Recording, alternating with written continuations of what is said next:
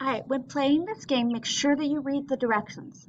Click on the birds with the letters you need to build the nest.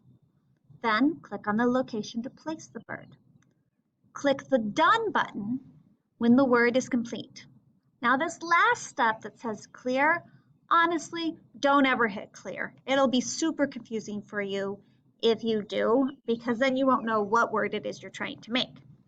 So here I've got this word, seen. I am not going to hit clear ever. I want the word seen to stay the whole time. And I have to decide, do I make a new word with pre, un, or re? I think that it's going to be unseen.